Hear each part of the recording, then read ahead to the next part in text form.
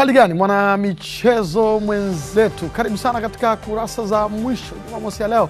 Tuko nami Moses Mohamed, pamoja nami niko naye hapa Bwana Nkini, mchambuzi wetu mkubwa sana huyu wa michezo. Bali na yeye pia jopo la wahariri Charles Abel. Habari za asubuhi, habari za siku nyingi. Mambo yanakwenda? Bali ya Charles Abel yupo Wilbert Smolandi. Hapo bibi? Bwana wewe. Shwari, mambo yanakwenda? Mungu anasaidia sio. Shukuru Mungu. Judith. Tulipanga kuvaa kama hivi maana naona dark blue, naona huku juu kama imetokea tu. Alafu kwanza sikujua kama tunakutana leo. Kwa hiyo nafikiri ndio imependeza zaidi. Nashukuru sana. Kini vipi? Safi. Mambo yanaendaje kaka? Sema nimshukuru Mungu, sio wewe. Upo? Nipo. Mambo yanakwenda. Tunaonana siku nyingi sana. Ni kweli Nkini hatujaonana siku nyingi sana, lakini tunashukuru Mungu tuko salama. Okay. Tuanze kutazama kurasa zetu za mwisho katika magazeti ya leo. Hersi kuzibeba timu ama klabu Afrika. Anazibeba? Si bosi. Ni bosi sasa hivi. Ni bosi wa club kwa Afrika. Lakini pia ana cheo kingine sasa hivi FIFA, kwa hiyo tuendelee kumuombea. Afikie malengo ya kile ambacho watu wengi wanakitarajia kutoka kwake. Kuna mtu mmoja nilisoma juzi akasema tuendelee kuamini ya kwamba huyu ni Mtanzania bila kuamini ya kwamba ni kiongozi wa Yanga. Kuna siku atafika sehemu ambayo atalitetea bara lote la Afrika. Wilbert. Naam. Kichwa cha habari kinasema Hersi kuzibeba klabu Afrika. Katika jicho la uhariri, tafsiri yake ni nini? Tafsiri yake liko wazi hilo, kama vongea Nkini hapo, kwa maana yeye ni bosi tayari sasa hivi. Na of course hilo liko wazi kabisa, na kikubwa zaidi tuamini hivyo. Na tayari tuchukulie hivyo. Tayari of course mamlaka za juu za mpira zimemuona na zikamchagua kumpa nafasi hizo kubwa. Kwa hiyo naamini kabisa, kwa maana kwamba ya football. Kwa maana sio kwa Tanzania tu pekee yake, naamini hata nchi za Afrika, nazungumzia Kenya, Uganda, Rwanda, Burundi, naamini kabisa kwamba ataziwakilisha vizuri, kwa maana kwa nafasi ya CAF na hata kuvia katika nafasi ya FIFA ambayo amepata kwa sasa hivi. Kwa hiyo ndio maana nafikiri akapewa nafasi kubwa katika magazeti haya.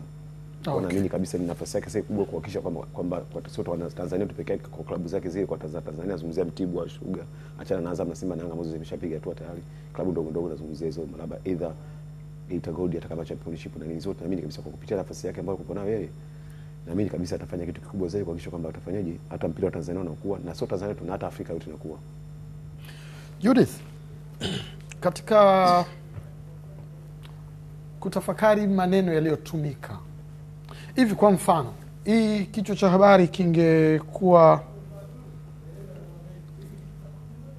Hersi ama refa kuzibeba klabu za Afrika, hii tafsiri yake ingebaki kuwa ile ambayo Nkini na Molandi wanatuambia, ama hili neno kuzibeba lingeweza kuleta taswira tofauti kidogo?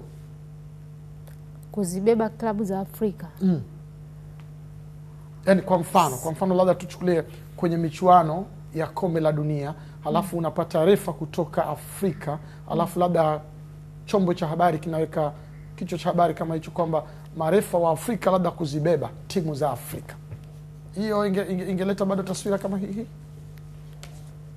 Sasa unapozungumzia refa na unapozungumzia uongozi ni vitu viwili tofauti.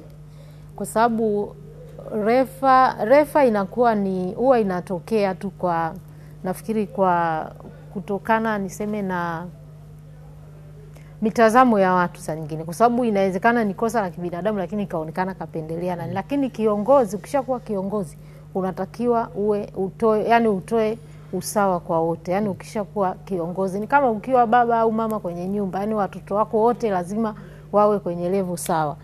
Sasa kwa mfano kwa engineer alikuwa kwenye ile nafasi yake ya wenyekiti wa vilabu Afrika. Ndiyo. Na hatuwezi kuona moja kwa moja mchango wake, lakini kwa mimi naona kuna kitu alikifanya kwa kupitia hiyo nafasi yake, kutokana na mabadiliko ambayo tuliyaona kwenye hizi klabu zinazoshiriki kombe la shirikisho Afrika na klabu bingwa Afrika.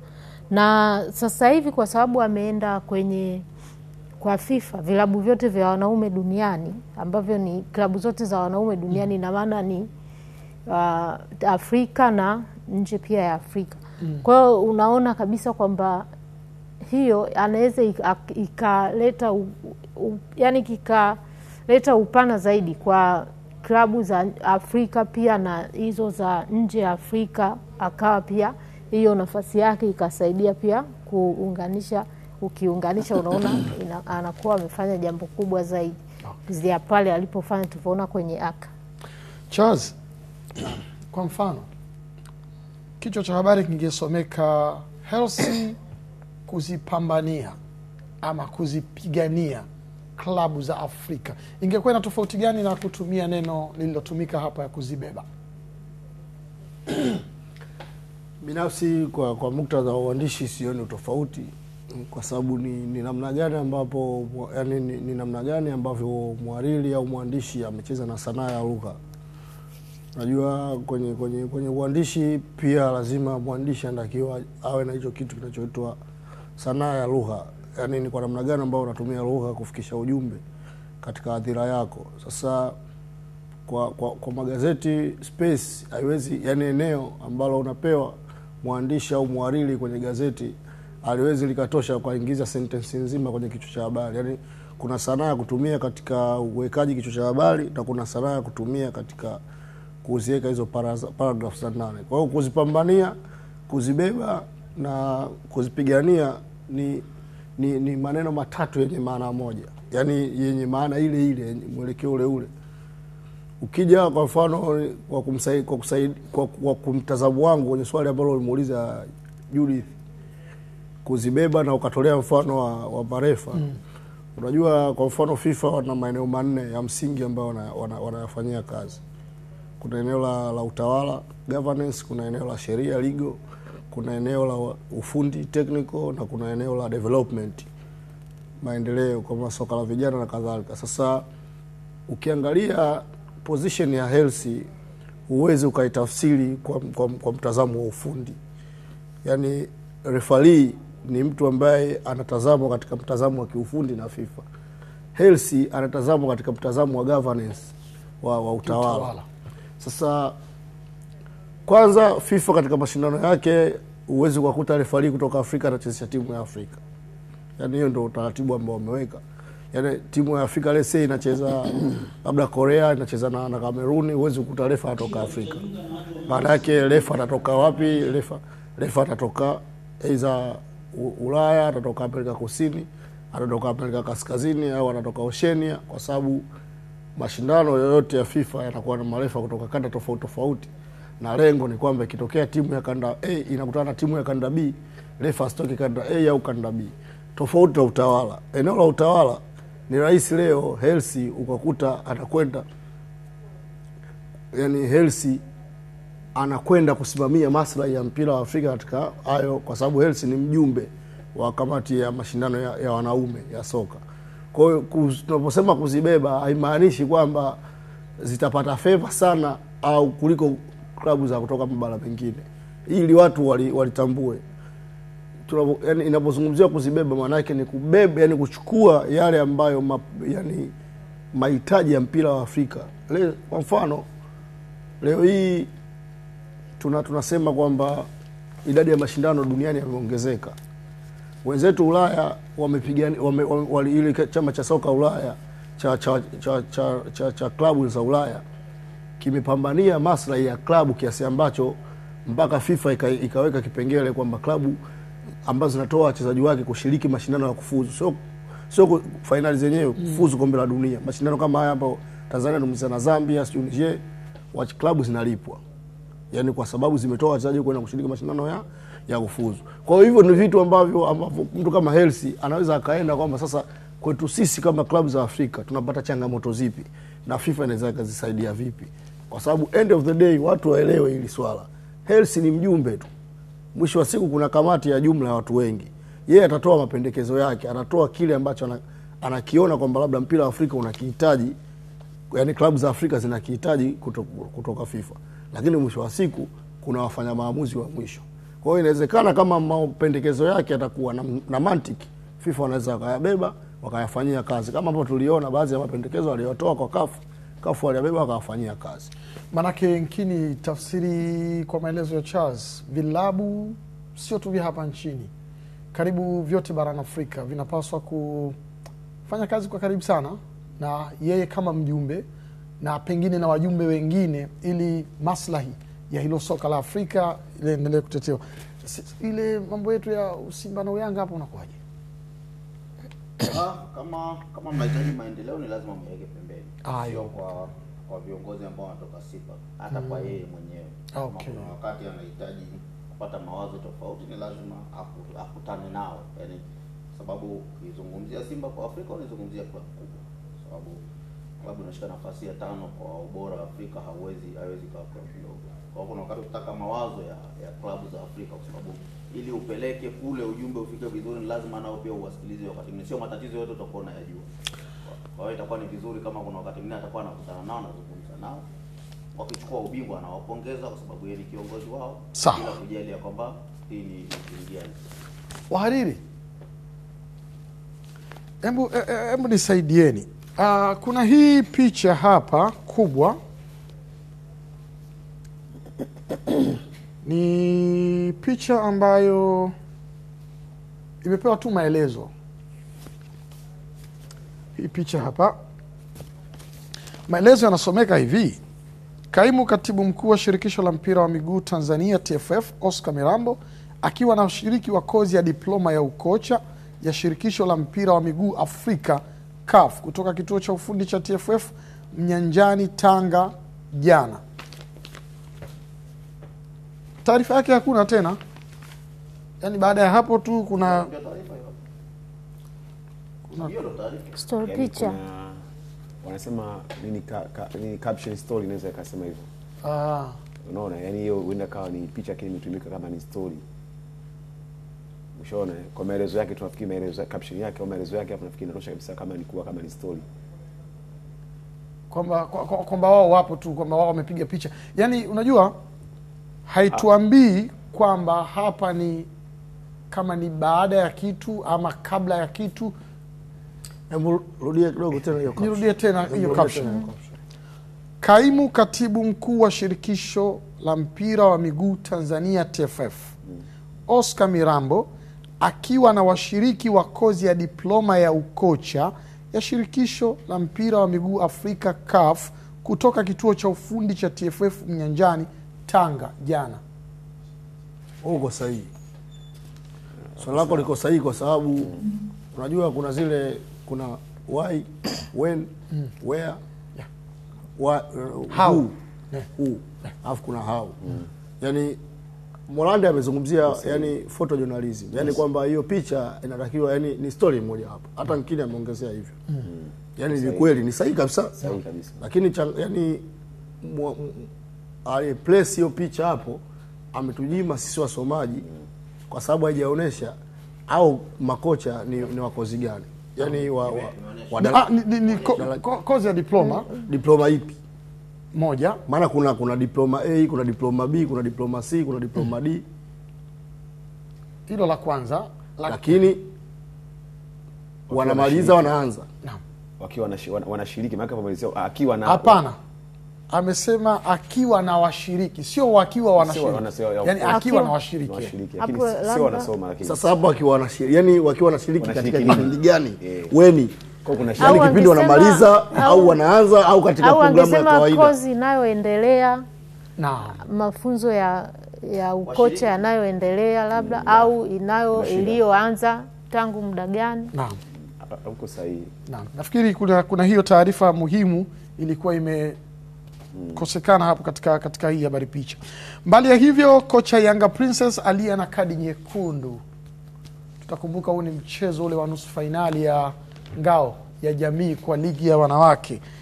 Kocha amelia na kadi nyekundu, lakini pia Taifa Stars yaifuata Iran. Hilo ni habari leo. Azam waishtukia KMKM. Kwani KMKM kuna kitu wanafanya? Wana jambo lao. Okay.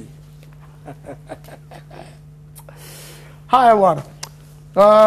Gazeti la Wananchi Spoti, ili chazi sio lile la kwenu, ili ni Wananchi Spoti, linasema hivi: huko Jangwani, kocha mpya aja na pira gusa achia.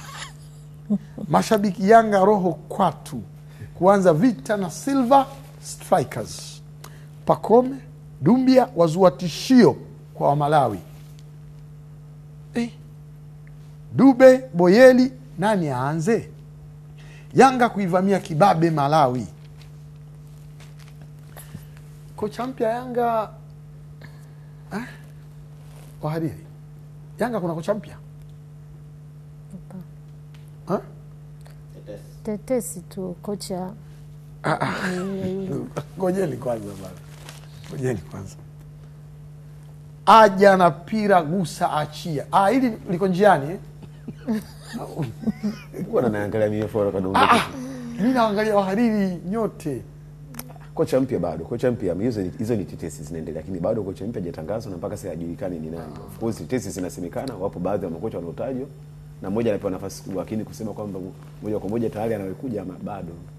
Sasa kwa taarifa yako, ndio Wananchi Sport inasema hivi: kocha huyo anatua nchini kuja kuendeleza falsafa za watangulizi wake Nabi na Gamondi. Kwanza gazeti limekuhakikishia kwamba anatua nchini, na akija hapa anakuja kuendeleza falsafa na Nabi na Gamondi.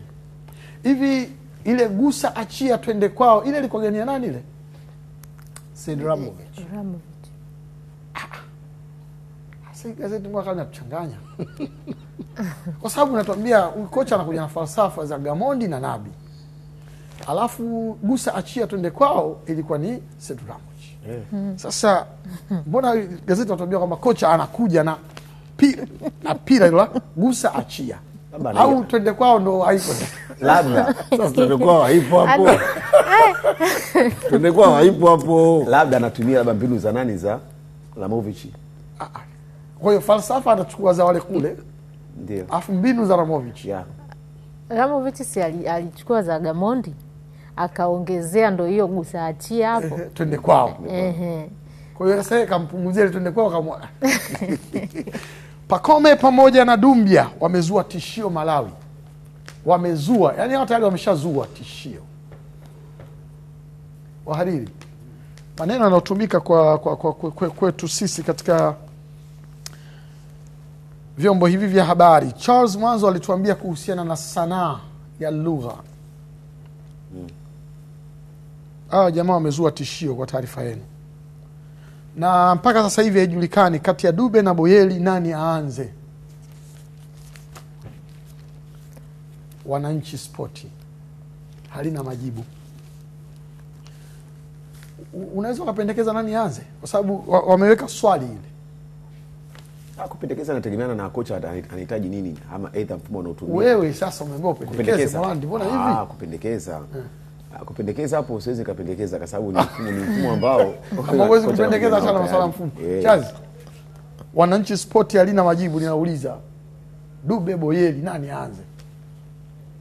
Kwaona na mimi nipendekeze mimi. Kama kupendekeza aanze Mzize. Yaani mimi wote hao. Boke niambia nipendekeze nani aanze, namba 9 yangu mimi Yanga Mzize. Yes. Pantev aanza na mapya Simba Sports Club. Algeria yaweka rekodi ikifuzu kombe la dunia. Idadi ya miaka ambayo Kameruni imefuzu kombe la dunia ni 8 kwa mujibu wa taarifa hii, na idadi ya miaka ambayo Algeria imefuzu kombe la dunia ni 5.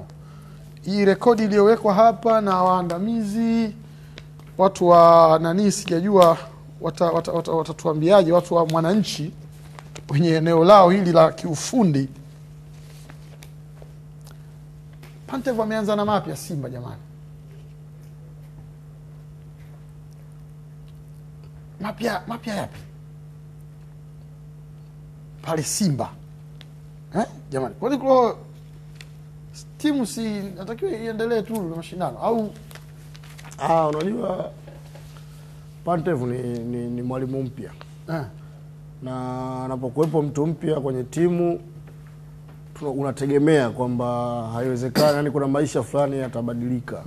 Yani haiwezi yakawa yale ambayo siku zote. Of course kuna vitu vinaweza visibadilike. Yani kuna baadhi ya vitu vinaweza visibadilike, lakini kuna baadhi ya vitu unategemea lazima vitatokea mabadiliko, kwa sababu mwanadamu, tunasema mwanadamu sio yani maisha ya mwanadamu hayako static. Kwamba kusema kwamba siku zote kwamba 1+1 jibu lazima litakuwa 2. Maisha ya mwanadamu tunasema yako dynamic, yanabadilika kulingana na mazingira. Kwa hiyo usitegemee kitu ambacho alikuwa anakiamini labda Fadlu Davids, kocha aliondoka Simba na wengineo wa nyuma yake, basi lazima maisha yale kama ambavyo yatakuwa kwa Pantev. Unaweza ukaona mfano mmoja. Fadlu alikuja na wasaidizi wa 4 au 5 kama sikosei. Lakini leo Pantev tunavyozungumza amekuja na wasaidizi ni 2 au 3. Kwa hiyo maana kuna msaidizi mwingine labda anaweza asiwe sehemu yake. Kwa hiyo tayari unaanza kuona kuna mabadiliko. Kwa hiyo kwa maana ya kuleta vitu vipya, of course ataleta vitu vipya kwa sababu anachokiamini Pantev sio sawa na anachokiamini Fadlu aliyeondoka, na sio sawa kwa atachokiamini kwa kocha mwingine ambaye atakuja Simba siku za baada ya Pantev. Ni sawa pia kama ambavyo tumetoka kuizungumzia story iliyopita ya kuhusiana na tetesi za kocha mpya wa Yanga, kwamba kulikuwa na Nabi, kulikuwa na Gamondi, baadaye akaja Ramovic, baadaye akaja Mirudi Hamdi. Ukiangalia kuna baadhi ya vitu havikuwa sawa. Aina wachezaji ambao kila kocha alikuwa anaamini sio sawa. Yani uweze kukuta makocha wanne tofauti wanakwenda na kikosi kile. Labda kuongezea hapo kidogo. Ndio kinapokuwa kwa Pantev pia. Labda kuongezea na kingine labda kwa hapo kwa Chazi nafikiri kaelezea vizuri, lakini kibocha cha kuongezea hapo na kwenye mabadiliko nafikiri. Na so makocha wote huwa kuna mifumo ambayo wanatumia. Kila kocha anakuja na mfumo wake na aina yake ya uchezaji. Kwenye kufundi of course mwisho siku kocha mwingine huenda akaja na viungo washambuliaji au akatumia wawili, kiungo mkabaji akawa mmoja, mwingine atumia viungo mkabaji wakawa wawili. Ushaona aina ushambaji bwana sisi tukupiga pasi nyingi sana, either sisi tucheze counter attack. Kwa hiyo lazima kuna wazi wachezaji atafanyaje, atawaingiza. Mfano mzuri kama pakaja kocha mpya Fozi, kutana nani Andambwile kaingia pale katika kikosi first hivi ambapo mtu akutarajia. Kwa hiyo ni kocha atategemea kama anataka acheze aina gani ya mpira, kwamba wengine waingizie. Na kuna tesa ambazo nimezisikia Babali kwa maana kuhusiana kwamba of course kwamba yeye anaamini kwamba performance yake ni kwake ni mchezaji mzuri, lakini anaamini ana baadhi ya vitu ambavyo amevikosa, kuna bidii afanye amuongezee. Kwa anaamini kabisa ndani ya timu atafanyaje, ataleta mabadiliko aidha na hata kwenye mfumo wa uchezaji anaweza kubadilisha yeye. Kwa hiyo of course lazima kuna baadhi ya vitu vitafanyaje vitaingia katika timu, na kuna baadhi ya vitu vitafanyaje vitapungua, vitatoka. Ushaona? Kwa hiyo nafikiri technique nafikiri liko hivyo. Mkini? Naam. Kwa mujibu wa chanzo ambacho kimefanya mazungumzo haya na gazeti la Mwananchi, kocha ameshazungumza na uongozi, anataka kufanya kazi na wachezaji wachache. Chanzo kinanukuliwa kinasema, naona kuna ambao anaweza kueleza uongozi kuwa wanatakiwa kupelekwa kwa mkopo. Yeah. Vipi? Kwani si kawaida tu timu wachezaji kupelekwa kwa mkopo au wachezaji wachache, kwamba yani Naisi anataka kufanya kazi na timu badala ya wachezaji 30. Labda awe na wachezaji 25, wachezaji 24. Hiyo mara nyingi inatokea, kwa sababu nafikiri hiyo story hata mimi nimeisoma. Inatokea kwa makocha jinsi anavyokuja na utaratibu anaotaka, kwa sababu ukifuatilia yeye anasema akiwa na wachezaji wachache ni rahisi kuweza kuwa monitor mmoja kuliko kuwa na kundi la wachezaji wengi. Lakini hao wachache anaowataka ni wale ambao watatimiza vile vigezo ambavyo yeye anavitaka. Kwa hiyo kwenye utaratibu wake nafikiri ni kitu kipya, kwa sababu kila kocha aliyokuja hapa alikuwa anafanya kazi na wachezaji 30 na kuendelea. Nafikiri kwenye hayo mapya sasa ndo mwandishi ameconnect hapo kwenye hilo. Lakini kama alivyozungumza Chazi, yani mwalimu anapokuja anakuja na vitu vyake. Lazima aingize vitu vyake kwenye club, na Simba wamemtambulisha kama manager. Ina maana ukishamtambulisha kama manager umeenda mbali zaidi. ana uwezo wa kusimamia kila kitu, ana manage kwenye kila idara pamoja na soka la vijana na utaratibu. Ndio maana ameanza hivyo, anza kuambia anza kwenda kwa mkopo. Kuna wakati mwingine angeweza kusema hivyo alafu bado watu wakamwambia hii bwana kwenye utaratibu wetu hapana. Kwa nafikiri ni nani nzuri, ni gia yake nzuri, na nafikiri hayo yote yameanza baada ya kucheza mechi yake ya kirafiki juzi na Al Hilal ya Mdumani. Judith, utaniwia radhi kama hili swali litakuwa pana sana kwako, lakini nataka kufahamu, Simba wameleta mtu na wametuambia yeye ni meneja. Tukichukua katika muktadha wa ligi, miongoni mwa ligi ambazo tunazifuatilia, miongoni mwao ni ligi ya EPL, huwa tunaona mameneja namna ya majukumu yao yanavyokuwa mapana. Hivi Simba wametuambia huyu kama meneja atayafanya yapi, ama upana wa majukumu yake uko wapi? Ama ni sisi sasa tunajaribu connect hizo dots, kwamba tukichukua mfano wa kule tunakuja kuweka hapa, afu tunafikiri sisi bila kuuliza Simba eneo lake la kazi linaishia wapi? Nakumbuka kuna siku alikuwa anaelezea Ahmed Ally, afisa habari na mawasiliano wa Simba. Alisema yeye kama meneja atakuwa na kazi yake kubwa ni kusimamia wachezaji. Alafu pia atahusika kwenye kufanya pia scouting ya wachezaji ambao watahitajika. Pia atahusika na wachezaji ambao wanatakiwa kutolewa kwa mkopo. Kwa hiyo atakuwa na vitu vingi anavifanya, na pia atakuwa anasaidia pia mazoezini.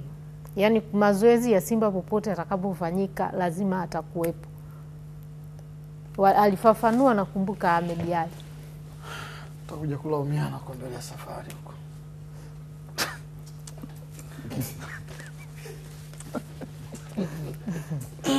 Neno lako msijalisikia. Mwishoni unasemaje? Gazeti la Mwanaspoti nasema utata. Dili la roho. Benchi la Falls kumegwa. Samahani, sio roho, ni roro. Utata. Dili la roro. Benchi la Falls kumegwa. Pantev anza na 4 Msimbazi. Tumeona pia kwenye gazeti dada limejaribu kuyagusia, na mbali ya hapo taarifa za ndani katika ukurasa huu hakuna zaidi ya picha za wachezaji wa Simba wakiwa wako na Pantev mazoezini. Mengine ni mstuko ambao Shekhe kausababisha huko England. Watu wamelala na viatu. Wenyewe hawajui kinachoendelea, waambiwa timu yenu inauzwa.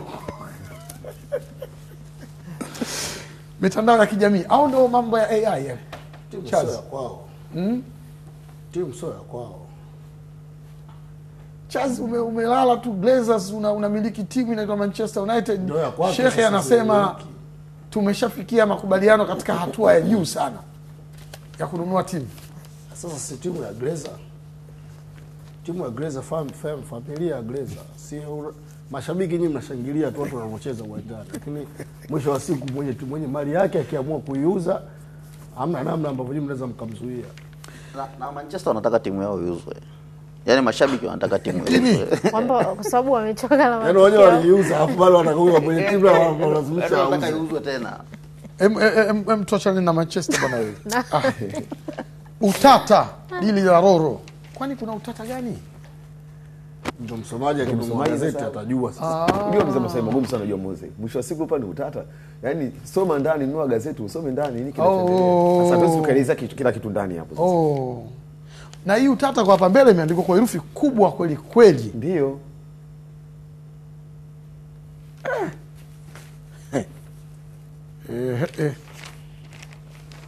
Alafu Ibenge awatuliza Azam FC. Kuna joto lolote Azam FC? Ndio. Mchezo mmoja ligi kuu wamepata ushindi, mchezo mwingine ligi kuu wametoa sare. Mimi nafikiri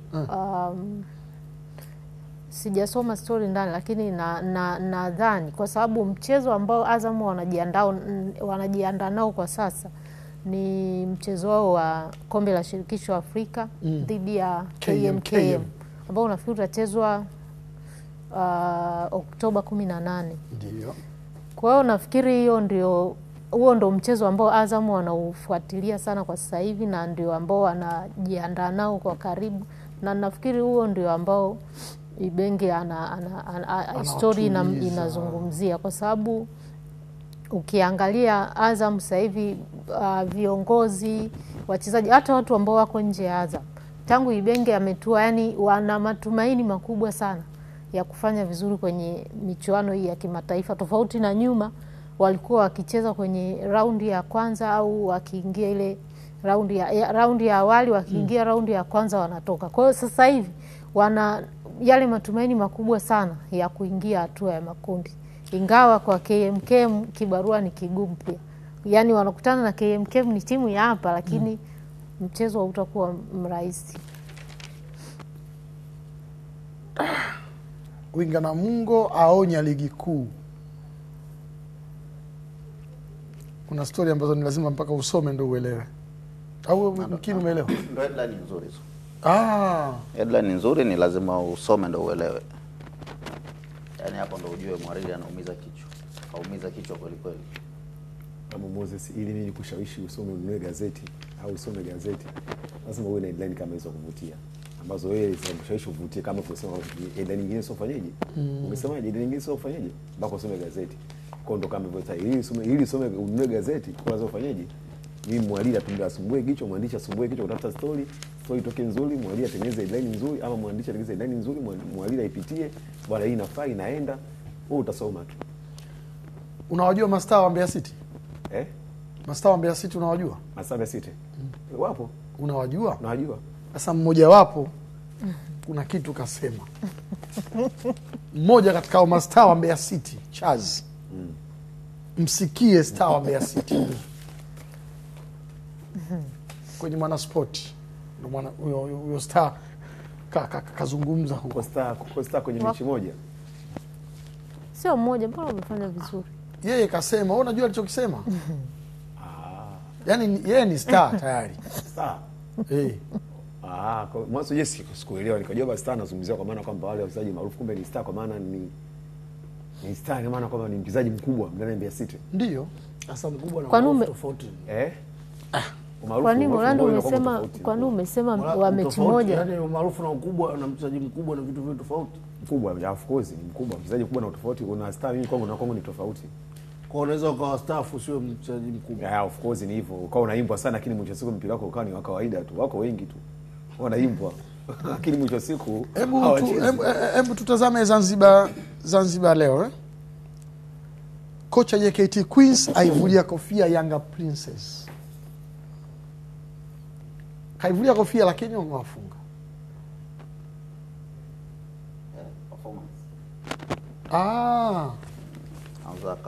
Naamini kwamba performance yao ilikuwa nzuri.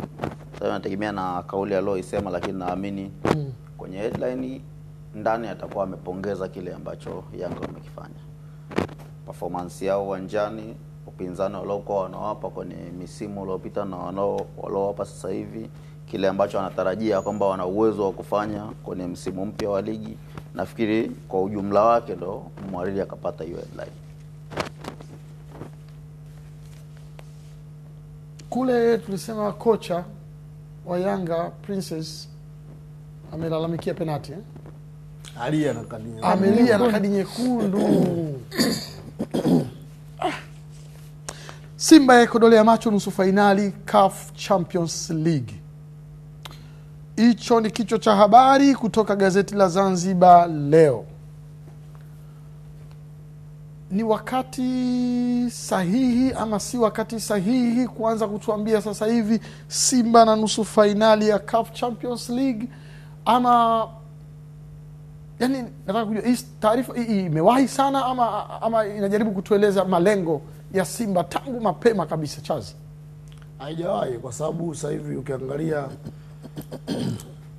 kilichopo mbele ya Simba ni pia ni ligi ya mabingwa.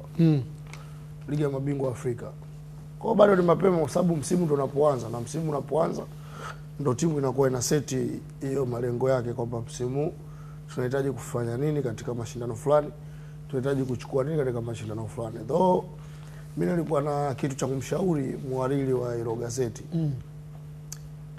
Unajua kuna wakati tunalazimika kutumia maneno ya lugha ya Kiingereza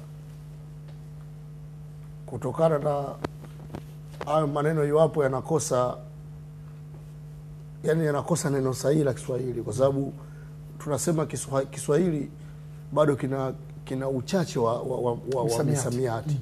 Kwa hiyo kuna maneno ambayo tunalazimika kutumia lugha ya Kiingereza kwa sababu tunakosa Kiswahili chake. Lakini kwa maneno ambayo yana Kiswahili chake, mimi sijafurahia sana kutumia lugha ya Kiingereza. Kwa mfano hiyo unapozungumzia amesema mashindano yani Simba yakodolea macho nusu finali, yeye ameweka kwa kifupi ile CAFCL. Mimi ndiye ambaye niliweka kwa lugha ya Kiingereza CAF Champions League. Yeye katika maandishi yake huku ndani ameweka kwa lugha adhimu kabisa ya Kiswahili. Sawa. Kwa hiyo mimi okay, wewe ndo ulipamba. Kama ni hivyo nampongeza mhariri, ametumia vizuri nafasi aliyopata gazeti na amekwenda kitu sahihi. Kafanya kitu sahihi. Lakini hapo ni sahihi, lakini kama mimi binafsi katika kufupisha hilo nikeka tu kwamba kwa maana ya kafu. Sasa ukisema kafu ni shirikisho. Ni kafu ni shirikisho, of course ni shirikisho, lakini mwisho wa siku kama ni mashindano inahusisha na nini na kafu. Of course ingine moja kwa moja Simba hizi kafu mbele. Of course moja kwa moja nitalenga kwenye nini? Msomaji, na hata katika mwelewa la haraka sana atenga moja kwenye nini? Michuano ya kafu nazungumzia. Tuna baadaye sasa kwenye story sasa. Kwenye paragraph ya kwanza nafikiri sasa tunaongeza na hiyo champion hiyo kwenye ligi ya mabingwa kazungumzia kwa kifupi tu kwa maana kwa lugha ya Kiswahili. Of course iko sahihi, lakini kama mimi ningekuwa nikitumia moja kwa moja katika headline ningetumia neno kafu. Ningetaka kuelezea ndani ningeelezea hivyo. Ingawa pia katika ndani wakati amefafanua kuhusu mashindano angewekea angalau mabano. Yaani kwa ile headline anatumia kule kuingiza mule ili msomaji aelewe kwamba hichi kilichoandikwa kule juu ni maana yake kwa upande mwingine ni hiki. Ameweka mabano. Uliona kingine wataka kuongezea samani kwenye iliyotumika hapo. Na sidhani kama wengi wanajua kifupi cha hicho cha hilo neno. Ndio maana nikasemeje mwisho wa siku ni bora wakatumia kafu. Wewe kafu unaamini kila mmoja pia anajua? Kafu. Kafu ndio maana sasa maana FIFA wameusijua neno FIFA. Unajua ukisema hivyo ndio tunarudi pale pia kwamba hata wengine pia CAFCL pia watu wanajua. Sawa. CAF Champions League. Unajua kama headline imesema hivyo, lakini ukija kwenye paragrafu ya kwanza kabisa ameelezea, mtu anakuwa anaelewa.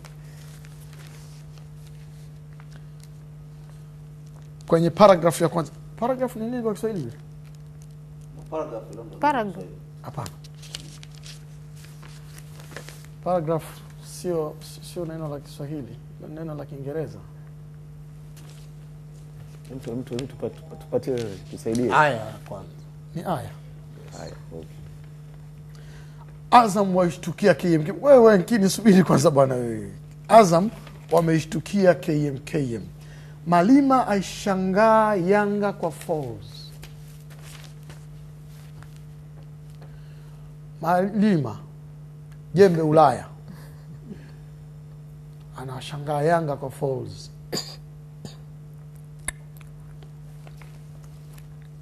Sisi kusema kwamba wakongwe hawajasema. Anashangaa mbakisha anaondoa. Sasa ndo kuna ndo usome ndani bwana.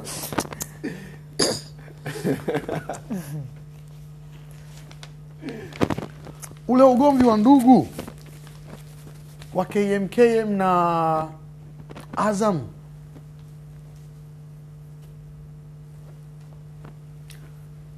kwetu sisi waandishi, kwetu sisi wahariri, tunapaswa kuandika katika mizania ipi, tukizingatia kwamba zinapokuja timu kutoka nje tunazipa uzito timu zetu za ndani. Tuliwahi kulijadili hili wakati fulani, na tukasema kwamba hata sisi timu zetu zinapokwenda nje huwa zinaandikwa kwa wepesi na uzito unapewa timu za nyumbani.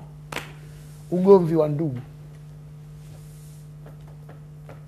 tuna Azam, tuna KMKM. Ili wahariri tunaliandikaje? Au sasa anakuwa mzani unakuwa sawa. Mzani unakuwa sawa. Yeah. Mzani unakuwa sawa. Yaani hapo ni sawa na Simba na Yanga wamekutana robo finali ya kombe la shirikisho au ligi ya mabingwa Afrika. Taarifa mbili ambazo tumeziona hapa zote zinaanza na Azam kuelekea kwenye KMKM. Hatuna taarifa ambayo inatoka KMKM kuja katika Azam. Mizani yetu inayotakiwa kuwa sawa. Hapa tumekosea nini ngine? Sioni kama kuna tatizo.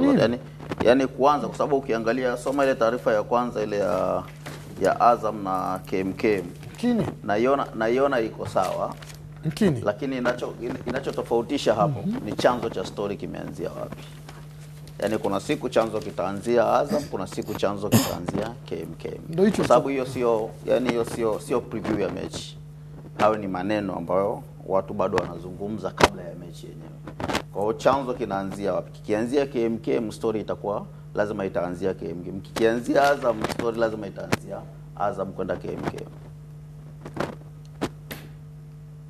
Lakini nakukubalia unachokisema.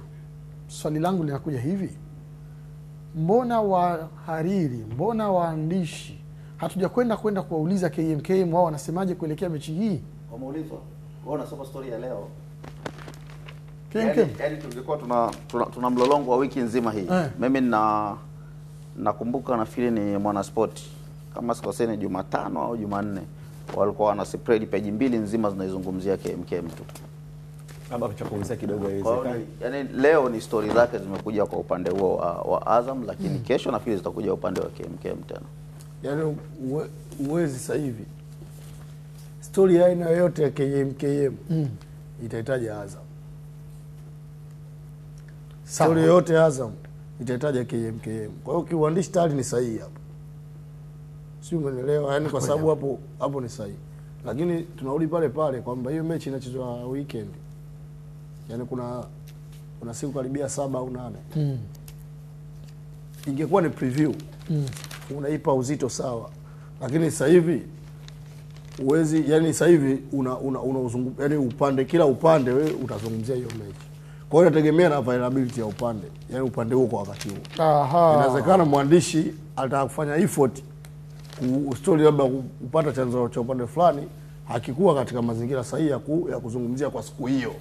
Lakini mimi naona kwamba tangu ilivyokuwa ni uhakika kwamba Azam wanakutana na KMKM au KMKM anakutana na Azam, nimeona media of course imetendea sana haki hii mechi. Imezungumzwa sana. Yaani imezungumzwa. Yaani kwa kuzungumzwa media zimezungumza kuanzia kwenye magazeti, kwenye radio, TV, hata kwenye mitandao ya kijamii. Gazeti la Uhuru ndo lilikuwa linapiga chenga muda mrefu hapa, nilikuwa nalitafuta. Hebu tazama hii picha. Itazame vizuri kabisa, yani jitulize kabisa, itazame vizuri hii picha. Unamwona Mohamed Hussein Shabalala hapo? Alafu unamwona Mayday. Ngine. Hebu angalia pozi za hawa wachezaji wawili. Yaani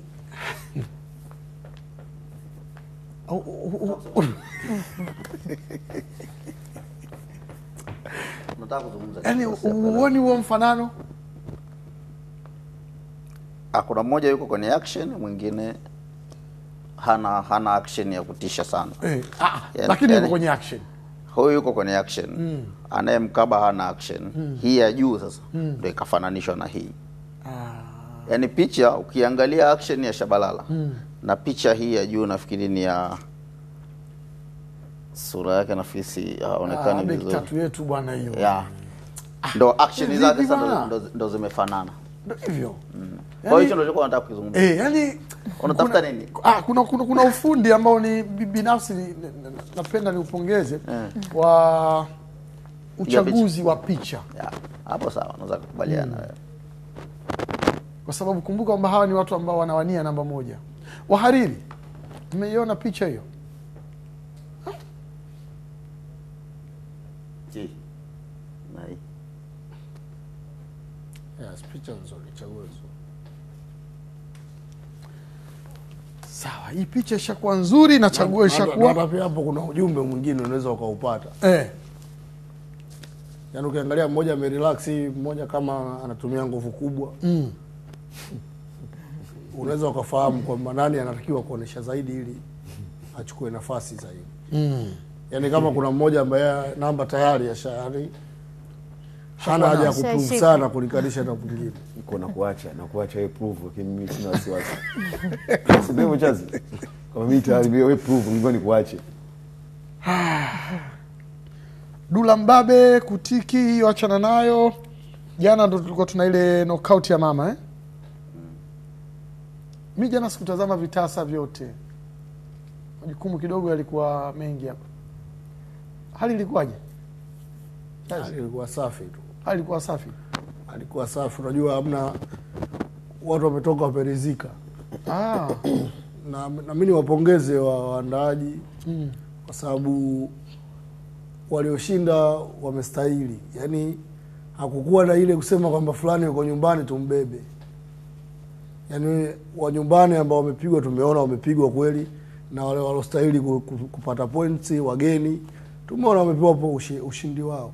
Kwa hiyo hii inatoa taswira nzuri kwa mchezo wa ngumi mbele.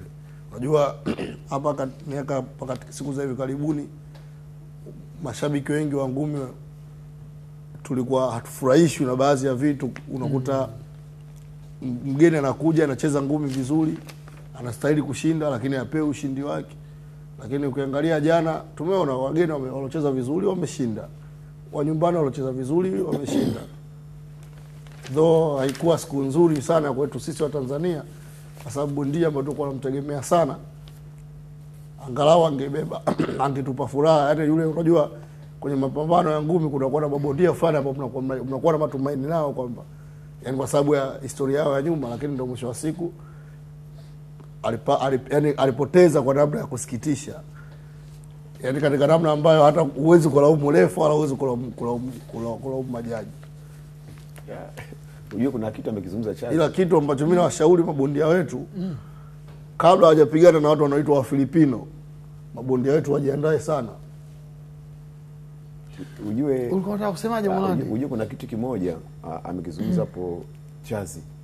Kwa maana katika pambano la jana of course kwamba liko wazi, kwa maana kwamba mabondia ambao wamepata ushindi of course wamedeserve kupata ushindi of course.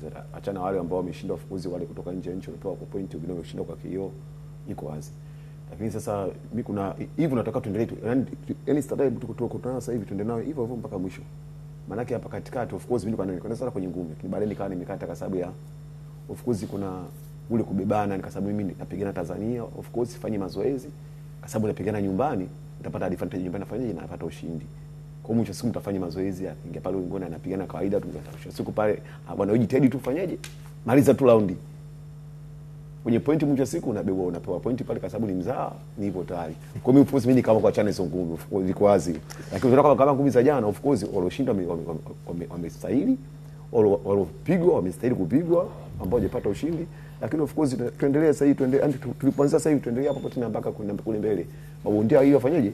Wafanye mazoezi waache. Chazi amesema hivi wakipigana na mabondia kutoka Filipino. Achana wa Filipino. So, kabla tu Filipino kaongezea mwishoni hapa. Kazungumzia kwa maana kwamba mabondia wetu wanapigana na mabondia kutoka Filipino, wajiandae, na hata na Iraki tumewasahau. Filipino na Iraki. Wajiandae. Kazungumzia lakini mwisho wa siku kwa maana kwamba wale Venezuela wale tumempiga raundi ya kwanza tu kapigwa Chebek Dev hapa. Kwa hiyo wale Chazi wale sio issue. Achana Venezuela, kataja kutoka Filipino. Unajua pia na historia unajua. Yaani siangalia jana tu. Mabondia kutoka Filipino wanakujaga hapa Tanzania wanawasumbua sana mabondia wetu.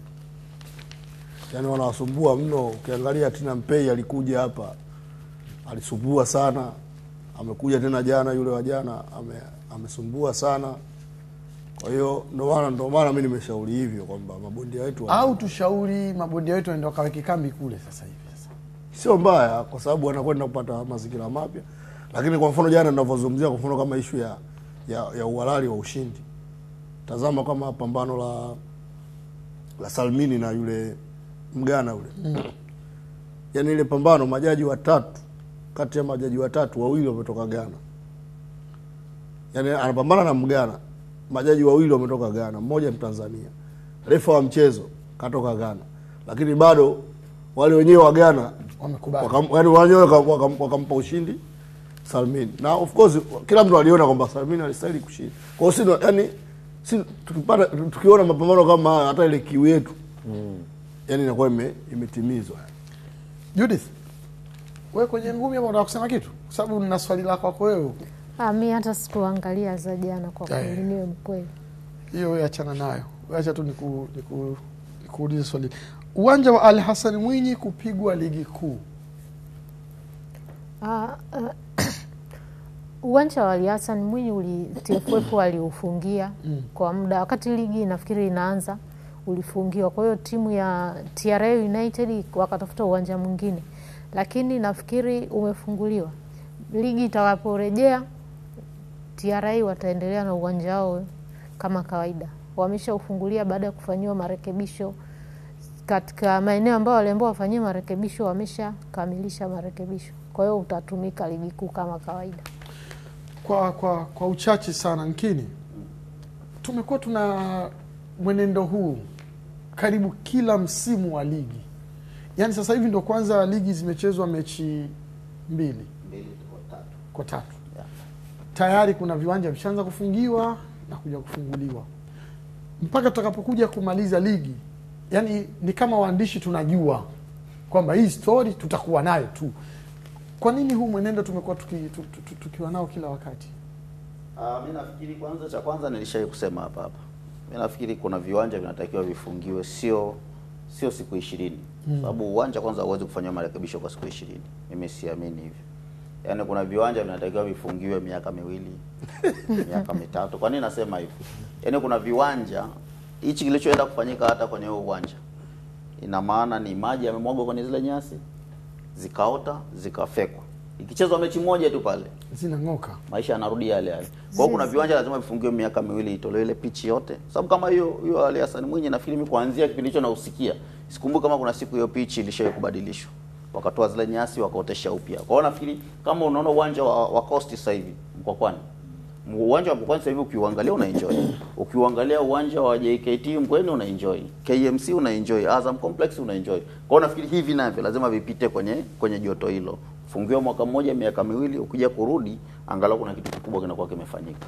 Sema hapo kwa wale wakaguzi wa viwanja, kabla ligi kuu haijaanza si ukaguzi unafanyika. Sasa inakuaje mmefanya ukaguzi alafu ligi inaanza timu inayotumia uwanja hairuhusiwi kutumia alafu ukaguzi ulifanyika? Yaani ile timu imetumia uwanja mechi moja. Naangalia ile mechi mimi half time. Nikamwambia mtu mechi kimalizika tu, uwanja utafungiwa.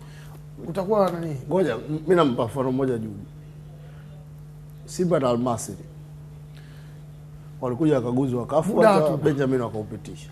Baada ya mechi na Almasri wakaufungia. Kwa hiyo sio jambo la ajabu kusema kwamba wakaguzi walikagua uwanja afu baadaye wanaufungia. Kwa sababu inawezekana wakati wanakagua walitoa labda mapendekezo. Wanafanyeni hiki na hiki na hiki na hiki. Sasa inawezekana siku ya mchezo wakaenda kukagua tena.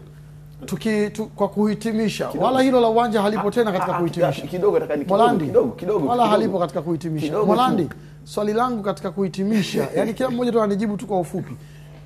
Kwa nini hatuna knockout ya mama katika magazeti ya leo?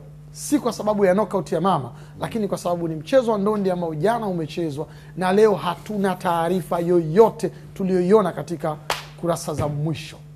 Molandi. Kidogo sana. Pambano limemalizika saa 6 usiku. Mapambano yalianza mapema sana. Kuna mapambano yalianza kuchezwa jua linawaka.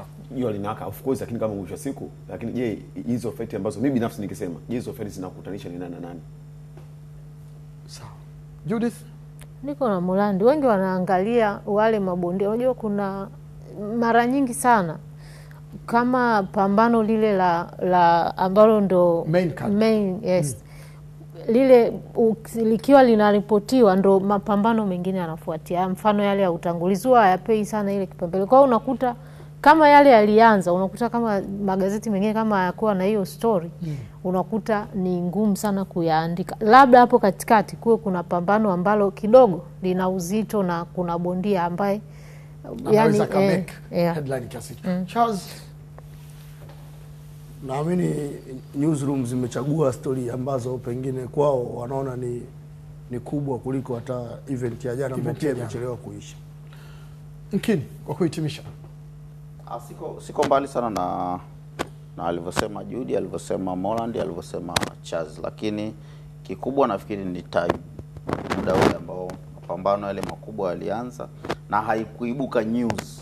Yani kushinda kwa mtu wakati mwingine kuna kitu kinaonekana yani sio bado chaka, yani kwa sababu lakini kwenye yale mapambano ya baadaye nafikiri kwa leo kwenda kesho mpaka Jumatatu yote magazeti yote yataandika, kwa sababu pia magazeti yanawahi sana kwenda kiwandani siku hizi saa 12 saa 11. Shukrani sana wewe ambaye uliambatana nasi tangu tulipokuwa tunaanza kurasa za mwisho Jumamosi ya leo.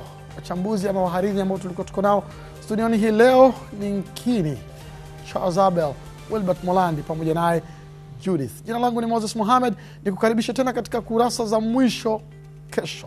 Mungu akipenda. Uwe na siku njema.